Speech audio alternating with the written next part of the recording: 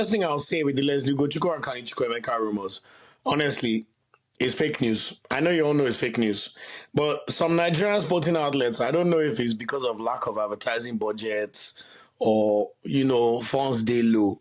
But the way they manufacture these lies is so annoying. There was a time 2 or 3 years ago where they said like 7 or 8 players have decided that they will switch allegiance. I think out of all the 8, it was only like, look, man, maybe this was 3 or 4 years ago. But they're always lying. And it's so annoying because, look, we have enough talent in Nigeria, yes. And we know that by law of nature, a lot of these dual nationals will still end up playing for us because, look, we're still Super Eagles. We're big boys, man. Let's not even get it twisted. And it's why I started this podcast because in Europe, they need to know how good we are and what Super Eagles means to the country, man. And if we don't do the job for ourselves, nobody will. But it's not by fake news.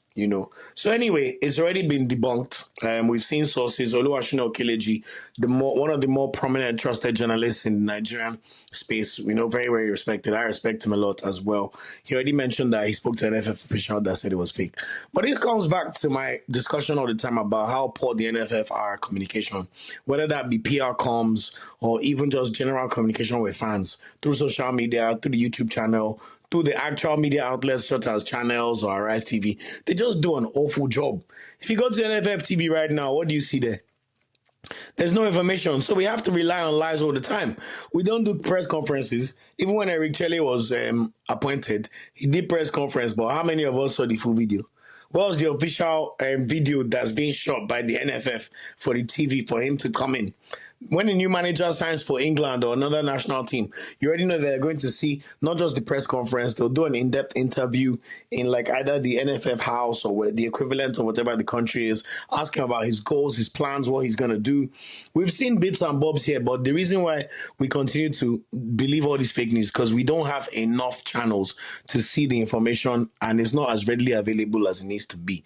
So those are the things that need to change. So anyway, we'll lament about that on another day. But I still like some of the things we've seen so far. But make no mistake about it, I've heard that it's more likely Chukwuemeka might play for us, which was interesting to say, unlike Lesley Ugochukwu, because Lesley Ugochukwu is already in the French under 21 setup, which I found strange personally, but maybe it's because of where I live.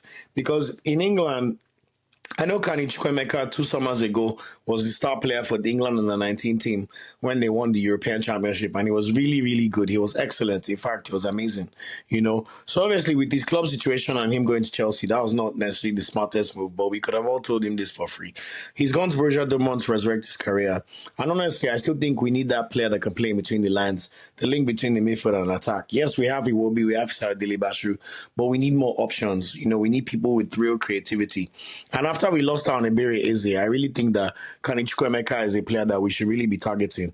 I mean, I read an article about how the German FA tried to convince Jamal Musiala to play for Germany over England. They didn't even bother thinking he could play for Nigeria. Meanwhile, you see one NFF prick who come and say, we're in Nigeria, how can we be telling people to come and play for us? It's arrogance. Yes, we respect our national team and we're big boys, but the age... Look, we live in the age of globalization, even though it doesn't seem like that with all the Trump stuff and all these things happening. You must court players. Let them feel valued. Show them what it means to wear the badge. All of us know what it means to play for Nigeria, the most populous black nation in the world, 200 million plus people.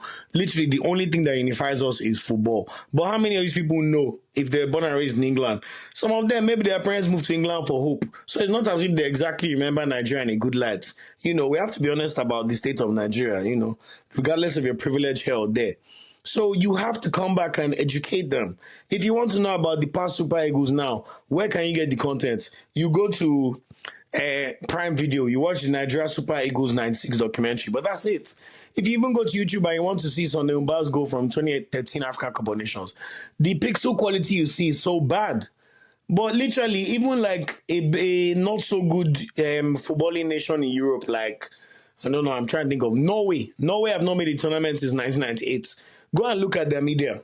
Go and look at the kind of information that they're able to pass on to their country so that they can play for their people. Where there's a player, Antonio Nusa at RB Leipzig. He's eligible for Nigeria, but guess what? He's playing for Norway. If it's based on pedigree and actually winning anything or even going to tournaments, we should not be dragging players with Norway. No offense to Norway. Even with Haaland and Odegaard, they are still useless. But guess what? We don't do things properly, so we have to believe rumors, and we don't know what's going to happen.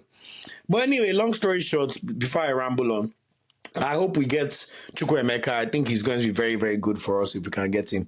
Let's do Ugochukwu too, to be fair. Although when you have the likes of Hamza Ojedi-Raw, Christians Uche, and quite a few central midfielders, Rafael Yedika, I think, is going to be the pillar of our central midfield over the next 4 to 5 years for sure.